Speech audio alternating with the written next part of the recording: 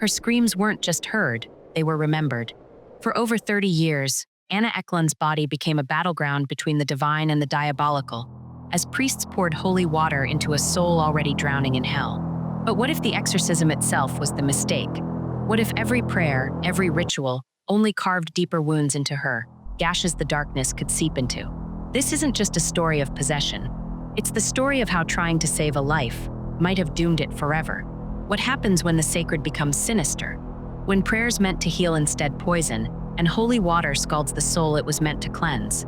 This is not a folktale. This is the true account of Anna Ecklund, a woman shackled not by chains, but by a darkness that outlived her. For 30 years, priests fought to free her. For 30 years, they failed. But here's the terrifying truth. Their rituals didn't save her. They sharpened the claws of whatever was inside. This is no ordinary exorcism. This is a story of how good intentions became a gateway to hell. By the end, you'll question everything you think you know about demons and the humans who dared to fight them. Imagine a prison where the walls are your own skin, where the lock is your mind and the warden is something else. This was Anna Ecklund's reality. On the surface, her childhood in rural Wisconsin seemed unremarkable. A devout Catholic family, rolling farmlands, and the quiet rhythms of early 20th century life. But beneath that veneer of normalcy festered secrets that would fracture her soul.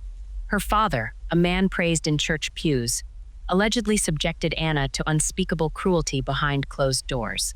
Then came her aunt, a woman rumored to whisper to shadows, to bend nature to her will. Some say the aunt cursed Anna. Others insist the girl's trauma was the curse itself. Because pain like that doesn't just vanish. It festers, it mutates, and sometimes it invites. By her 20s, Anna was unrecognizable.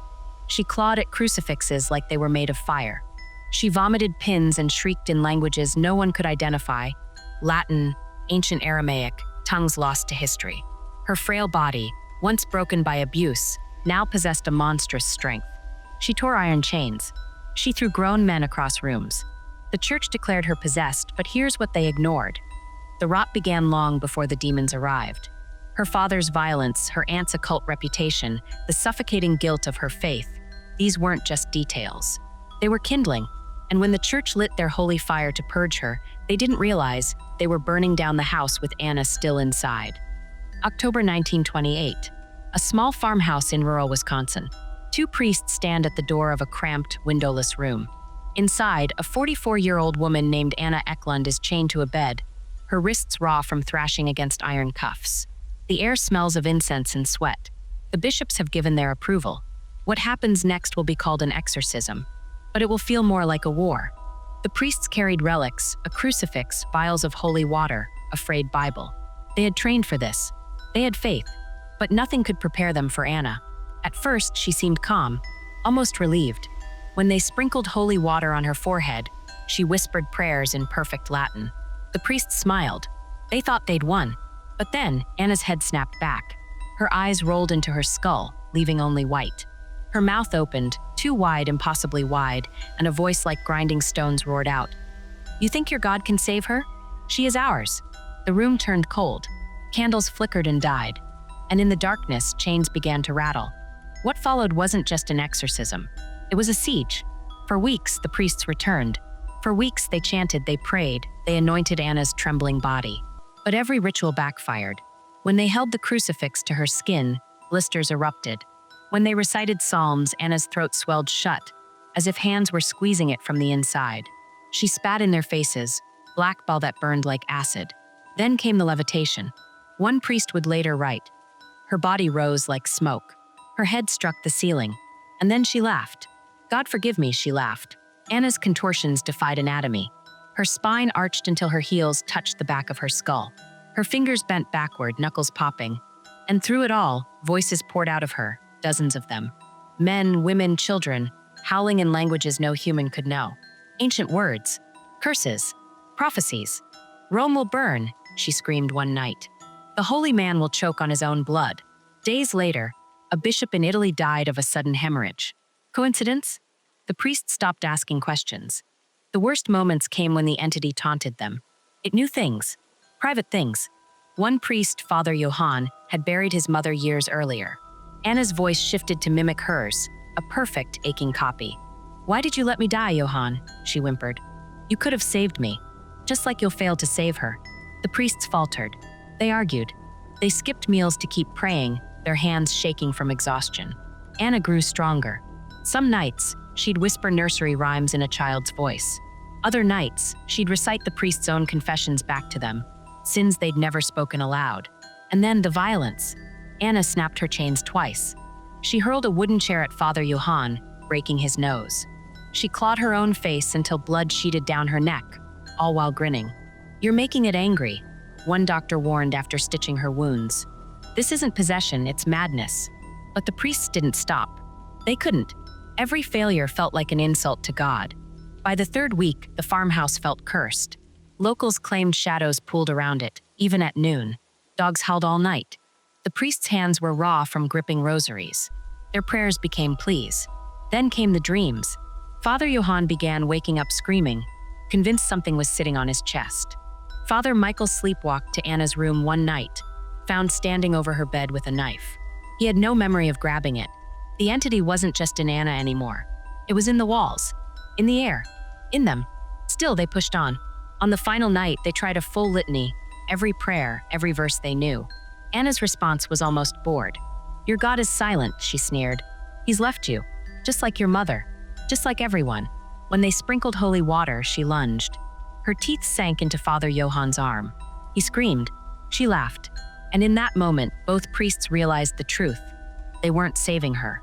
They were feeding the thing inside her. The exorcism was called off. No hymns, no closure. Just two broken men carrying their relics back to the church.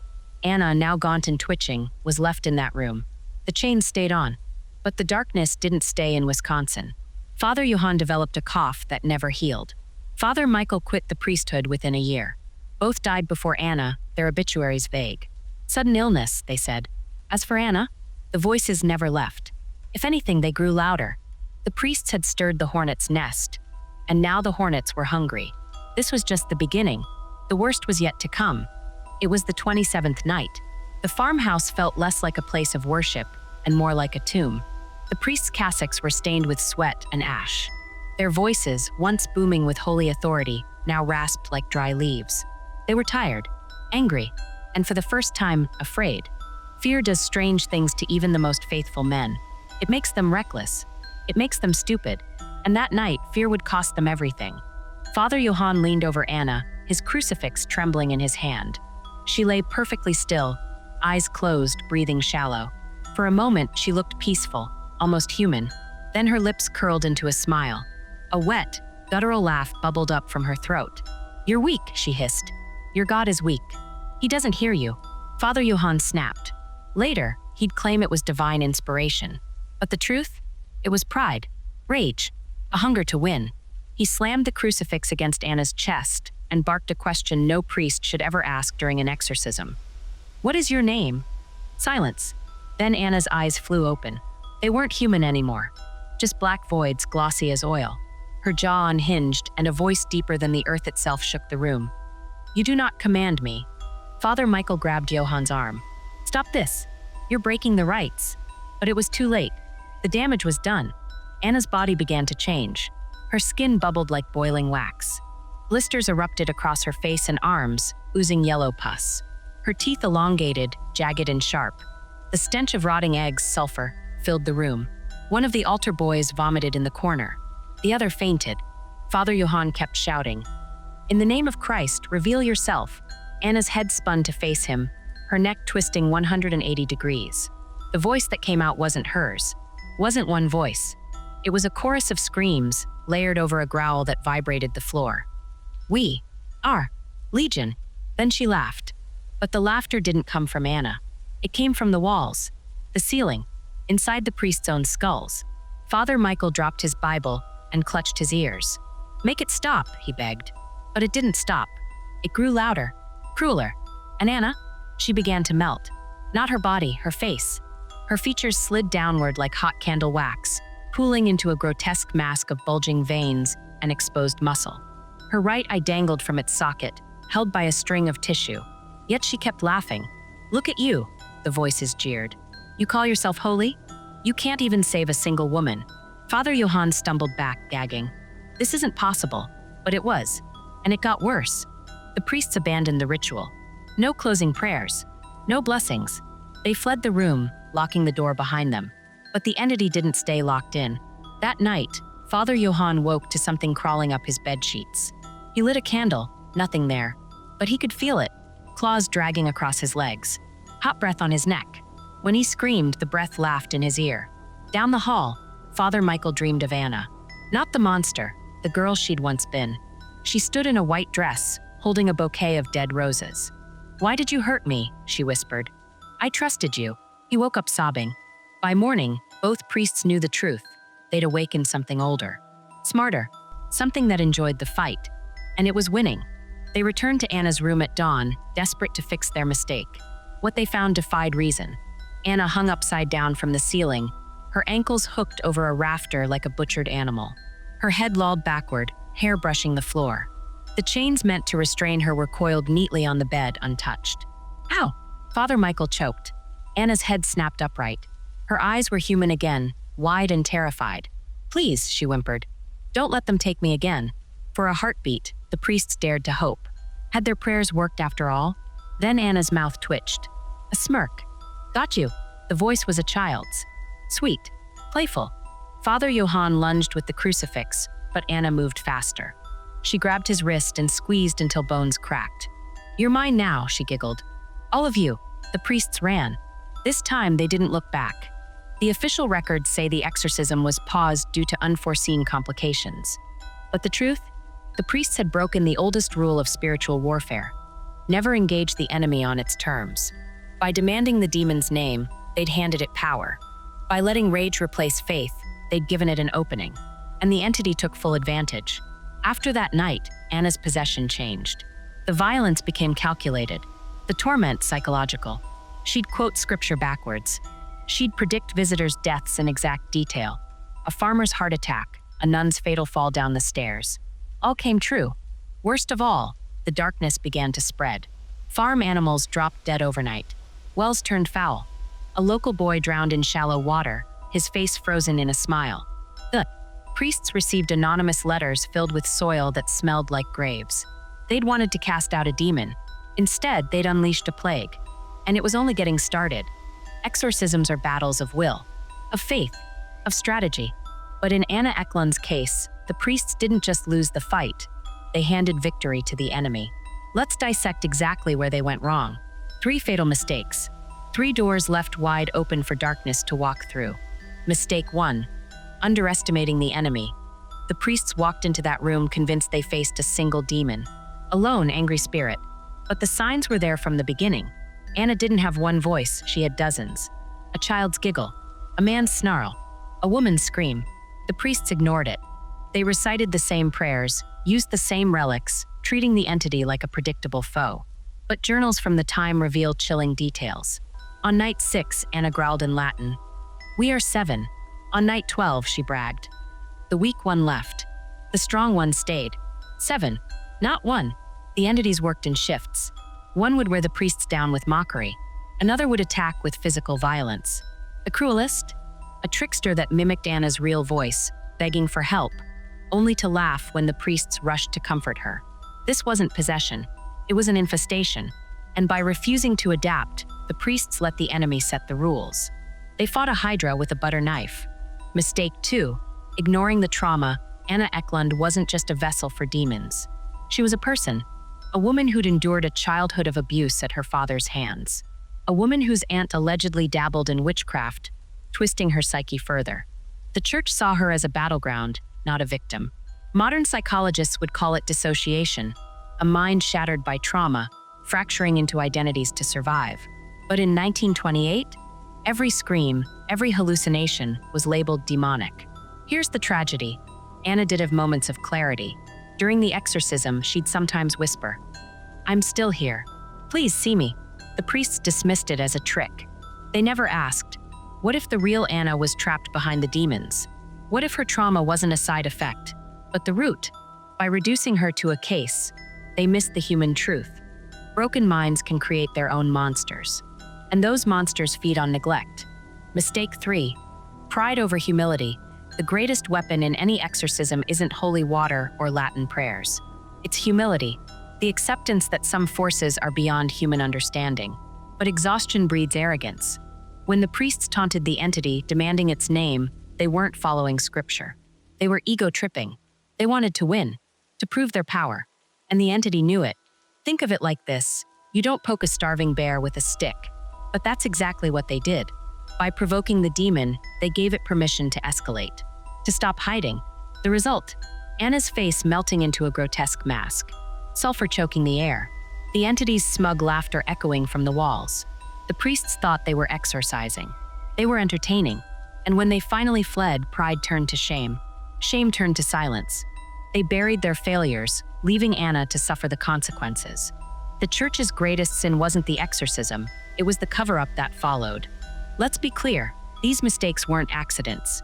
They were choices, choosing ignorance over curiosity. It's just one demon, choosing dogma over compassion. Her pain doesn't matter, choosing pride over grace. We'll force it to obey. But evil doesn't play by human rules. It exploits them. The entity didn't possess Anna. It collaborated with her pain. Her father's violence? A weapon. Her aunt's rumors? A disguise. The priest's arrogance? A welcome mat. This wasn't a holy war. It was a perfect storm. And Anna? She was the eye of it. Could this have ended differently? Maybe, if the priests had listened instead of preached. If they'd treated Anna's trauma as urgently as her possession. If they'd admitted they were outmatched and called for help. But they didn't. And so the errors piled up like kindling. The exorcism wasn't just a failure, it was a feast. The demons gorged on fear, on pain, on pride. They grew fat, confident. By the end, they weren't hiding in Anna anymore. They were hosting. And the priests, they became pawns. Every angry shout, every desperate prayer, poured more power into the entity's hands. The lesson here is chilling. Sometimes the worst demons aren't the ones we fight, but the ones we ignite. Anna's story forces us to ask uncomfortable questions. Was she ever truly possessed? Or did the church's obsession with demons blind them to a woman screaming for help in the only way she could? We'll never know. But here's what we do know. The priests left. The demons stayed. And Anna?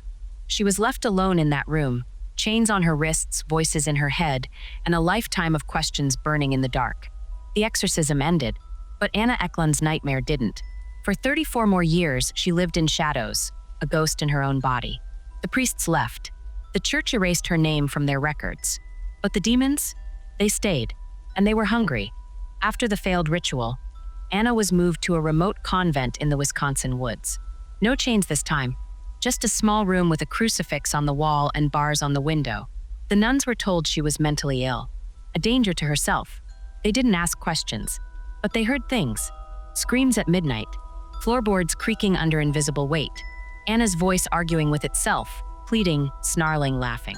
Sometimes she'd scratch symbols into the walls with her fingernails, triangles within circles, words and languages no one recognized.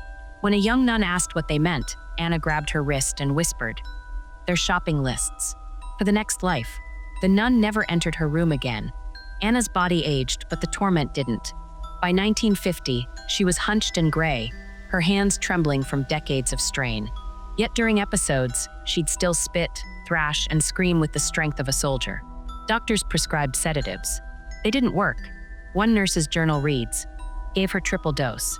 She stared at the ceiling for hours, then sat up and said, "You can't drug the dead." When I asked what she meant, she laughed until she vomited. The worst part, Anna knew she was being watched, studied, exploited. In 1955, a young priest visited, claiming he wanted to help.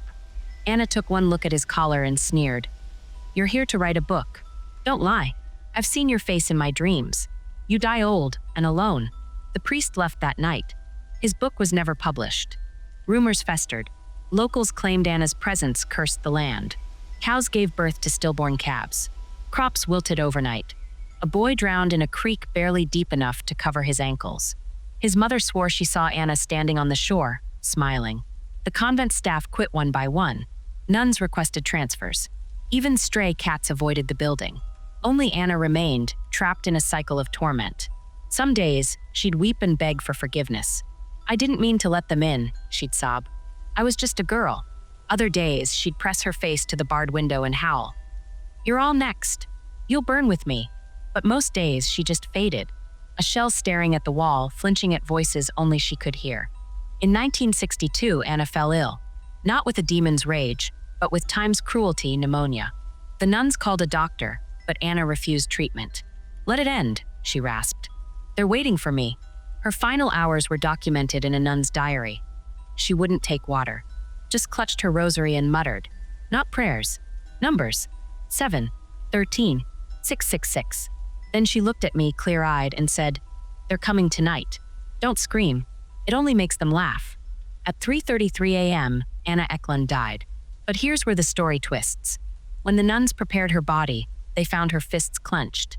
Inside, crumbled pages from a Bible, the ones about exorcisms, and carved into her palm a single word: liars. The convent burned her belongings. The church buried her in an unmarked grave. Case closed. But evil doesn't do closures. Whispers followed her death. A groundskeeper claimed Anna's grave shook at night, soft tremors like something digging its way out. A priest who attended her funeral developed sores that oozed black fluid. He died raving about Anna's friends sitting on his bed. Then came the most disturbing rumor of all. The exorcism didn't fail. It worked. Not for Anna, for the demons. Think about it. They'd feasted on decades of fear, pain, and holy desperation. They'd outsmarted the church. They'd turned a victim into a battleground. And when Anna died, they didn't leave. They evolved. How? Because possession isn't about bodies. It's about legacy. Every person who heard Anna's story, every priest, nurse, or curious listener, carried a piece of that darkness home. It's why her case was buried, not to protect her, but to protect us. Anna's grave is lost now. The convent rotted into the earth. But in rural Wisconsin, older folks still warn their kids, "Don't go near the woods at night." That's where Anna's friends play. Is it superstition? Maybe. But ask yourself, why does this story still claw at our minds 60 years later? Why do we dream of faceless voices in rooms that smell of sulfur? Because the scariest part of Anna's tale isn't the demons. It's the question they leave behind. What if some doors shouldn't be opened? Because what's on the other side doesn't close. What terrifies us more, the monsters we believe in or the ones we create? Anna Ecklund's story isn't just a ghost tale. It's a mirror, a reflection of our deepest fears. That evil isn't a demon, it's a choice. That faith can be weaponized. That some wounds never heal, they fester, they rot, they become something else. Long after Anna's death, her ordeal forces us to confront a question we'll never answer. Were the priests fighting hell itself, or did they build a hell for her? Modern psychologists dissect Anna's case like a lab specimen. Dissociative identity disorder, they say. A mind shattered by abuse, fracturing into personalities to survive. Sleep paralysis. Psychotic episodes. They point to her father's cruelty, her aunt's occult rumors, the suffocating grip of her faith. Logical, clean, safe. But then, there's the rest. The levitation. The prophecies. The sulfur. The voices. How does a woman with no education suddenly speak Aramaic? How do chains snap under the strength of a malnourished body? Science shrugs. Faith trembles. And the rest of us? We're left staring into the dark, wondering what else is staring back. Here's the truth. Anna's story sticks to our bones because it's both. A perfect collision of human evil and something else.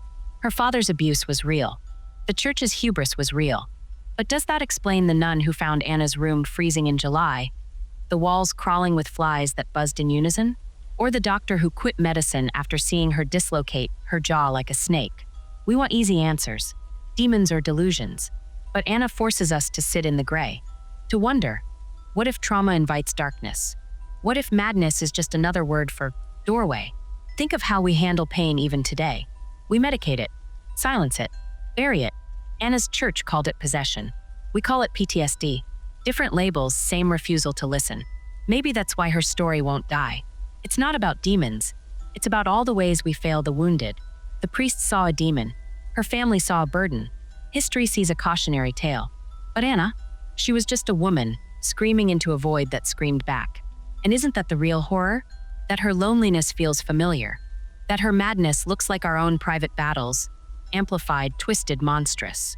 Skeptics say the human mind is the only haunting we need. Believers swear the devil's finest trick is convincing us he doesn't exist. Anna's legacy? She lives in the crack between those truths. Every year, people visit her rumored grave. They leave flowers, rosaries, notes begging for help.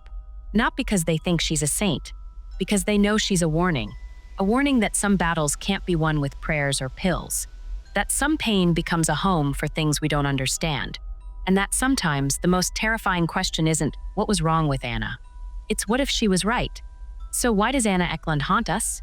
Because she's not just a victim. She's a riddle, a collision of fact and fear, faith and failure. Her story forces us to admit, we don't know what's real. We don't know what waits in the shadows. But we know this, evil thrives in silence, in shame, in the stories we bury. Anna's tale was almost lost. The church set the truth on fire, but ashes have a way of lingering, of sticking to skin, of whispering. So the next time you flick on a light to scare away the dark, remember, Anna's demons didn't need a body. They needed a story, and now they have yours. What scares you more, the monsters under your bed or the ones we carry inside us? Anna Ecklund's story isn't a campfire tale. It's a flare shot into the dark, warning us that some horrors don't stay buried. They follow, they adapt, they learn, because evil isn't a thing. It's an echo, and Anna's echo is still screaming. We tell ourselves we've moved past superstition, that exorcisms are relics, rituals for the naive. But look closer. How many haunted TikTok channels chase clicks with ghost hunts? How many horror movies sell tickets by romanticizing possession? We're still obsessed with the unknown, still hungry to poke it with a stick. Anna's story forces us to ask, are we any wiser than those priests in 1928? Or are we just better at hiding our fear behind screens and sarcasm? Right now, as you listen to this, someone somewhere is performing an exorcism. A desperate parent, a reckless influencer, a priest who thinks he's ready. They'll chant, they'll burn sage, they'll film it for likes. But here's what they won't ask. What if the ritual works? Not the way they want. What if their arrogance cracks open a door? What if their fear becomes a feast? Anna's demons didn't need a portal. They needed pride. Pain, a girl no one cared enough to save. Sound familiar? This isn't about faith. It's about consequence.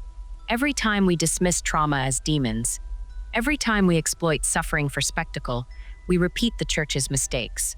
Anna wasn't possessed by evil. She was abandoned to it. By her family, by her faith, by everyone who saw a monster instead of a broken human. And when we sensationalize her story, when we turn her pain into content, we're not honoring her. We're using her, just like they did. So let me leave you with this. The next time you hear about an exorcism, in a headline, a documentary, a whispered rumor, don't ask, is it real? Ask, what's the cost? Because Anna's curse wasn't the demons. It was the silence that followed, the erased records, the unmarked grave, the way her truth was buried. But the lies got louder. That's how darkness wins. Not by possessing souls, by convincing us to look away. Some doors, once opened, can never be closed. So before you knock, make sure you're ready to meet whatever answers.